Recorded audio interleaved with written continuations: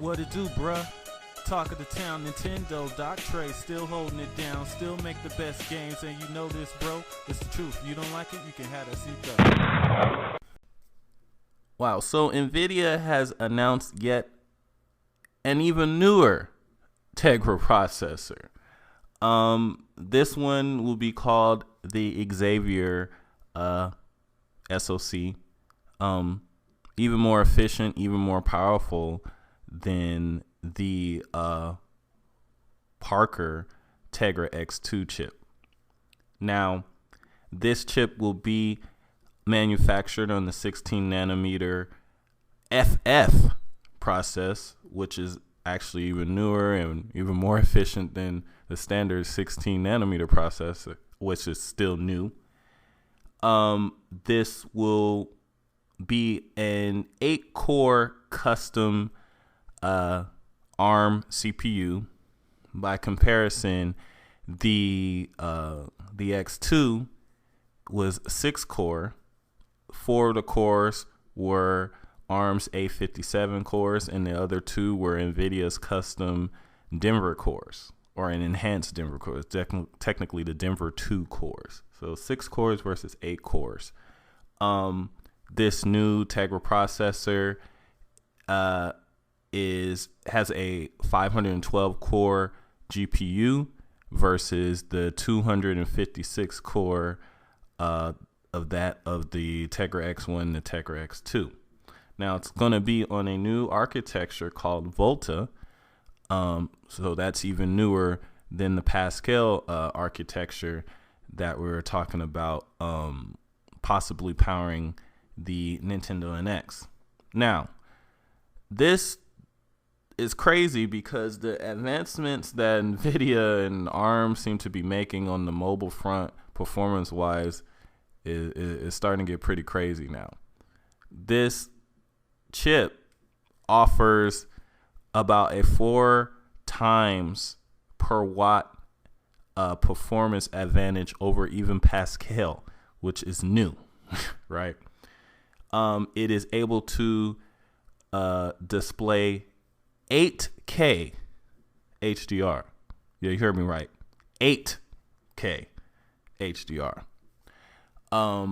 The thing that's really crazy about this chip is with the Tegra X2 that's used in the PX2 for the automotive line, it's able to do around, I believe it was 8 teraflops, but they had 2 X2s and 2 GPUs to achieve this.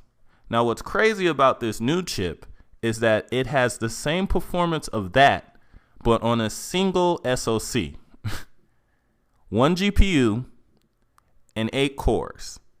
And its freaking wattage is 20 versus 80 watts. So it does what Pascal did with less, and it's 4 times more efficient. Uses four times less power. That's freaking amazing. Now, before I get your hopes up, will Nintendo use this in the Nintendo NX? No. Okay? No. They're not going to use this for the Nintendo NX. Because according to NVIDIA, products that use this won't launch before probably the end of 2007, and then most other things probably 2018.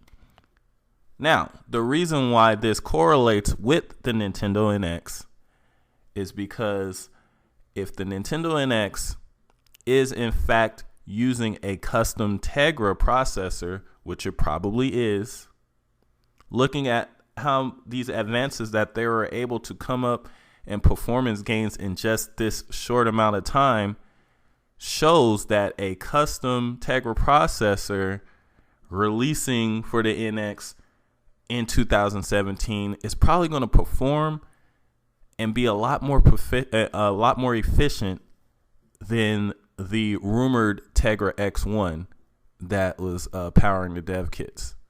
So this right here is showing that these mobile processors are getting freaking pretty powerful. Now, this new Tegra processor is able to do roughly 8 teraflops at least, or at least 7 teraflops. Now, I don't know if they're talking about 32-bit floating point or if they're talking about 16-bit floating point. But even if they're talking about 16, that is still a Tegra processor that is on par with the PlayStation 4 Pro. That's crazy. So, I'm not saying that the Nintendo NX is going to be on par with the PlayStation 4 Pro. No, that's not what I'm saying at all. What I'm saying is that if the Nintendo NX, if it has a custom designed Tegra, if they took some of the things that they learned from making this new Tegra and making the NX, since they were apparently probably designed around the same time, the Tegra processor in the NX is probably going to perform a lot better than we think. Let me know what you guys think in the comment section.